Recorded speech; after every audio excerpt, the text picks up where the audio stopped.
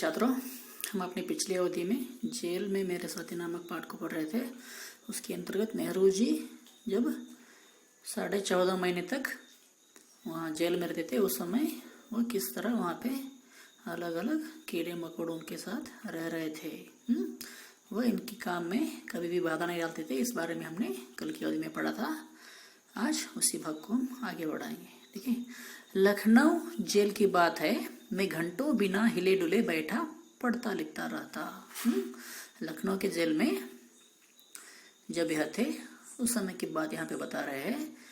मैं घंटों बिना हिले डुले, वह घंटों, बहुत सारे घंटों तक वह बिना वहाँ से हिले डुले, वरना बिना उस जगह से उठे वह पढ़ते लिखते रहते थे। पढ़ते थे और लिखते बैठ रहते थे। एक गिलहरी मेरे पैरों पर चढ़कर गोद में आ बैठती थी। एक गिलहरी क्या करती थी? इनके पैरों पर से चढ़कर गोद में आकर बैठ जाती थी और मेरे मुंह की ओर देखने लगती थी। और वह गिलहरी इनके मुंह की तरफ देखते हुए बैठ जाती थी। वह मेरी आंखों की ओर गौर से देखती थी। वह इनकी आंखों की तरफ बहुत ही गौर से इनकी तरफ वह देखती थी और अनुभव करती थी कि मैं वृक्ष नहीं हूँ। और वह फील करती थी, क्या फील करती थी? कि यह वृक्ष नहीं है। वह मुझे क्या समझती रही मैं नहीं बता सकता।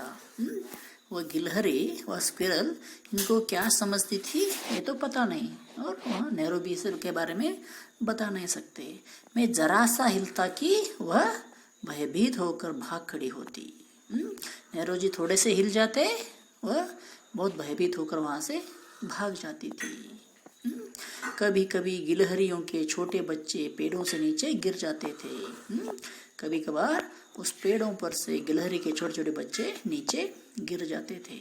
उनकी माताएं उनके पीछे दौड़ी हुई आती। उन गिलहरी के बच्चों की माताएं उनके पीछे पीछे ही दौड़ कर आती और उन्हें गेंद की तरह अपने मुंह में दबाकर सुरक्षित स्थान पर ले जाती थी। गेंद, बॉल की तरह उनकी माताएं उन बच्चों को अपने मुंह में पकड़कर फिर उन्हें एक सुरक्षित स्थान पर ले जाती थी। कभी कभी बच्चे खो भी जाया करते थे।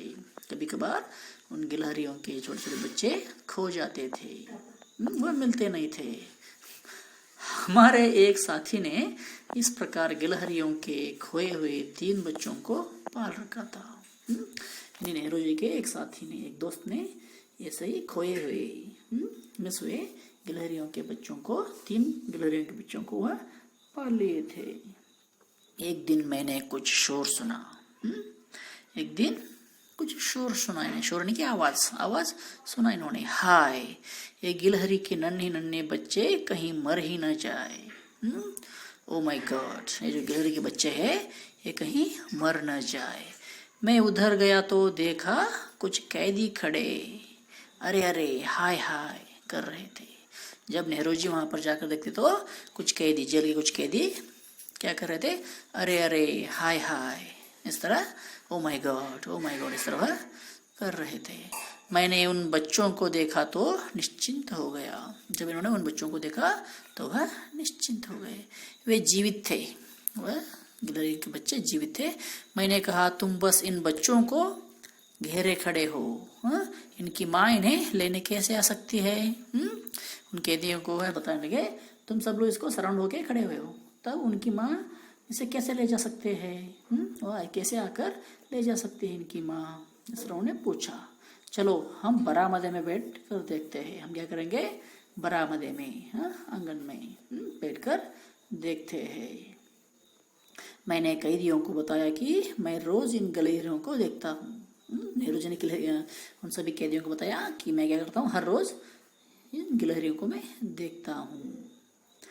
कई बार इनके बच्चे वृक्ष की टहनी से नीचे गिर जाते हैं। बहुत बार जो बच्चे पेड़ की टहनियों से, ब्रांच से नीचे गिर जाते हैं। इनकी माताएं फुर्ती से नीचे आती है। इनकी माताएं बहुत ही फुर्ती से, बहुत ही जोर से नीचे आती है।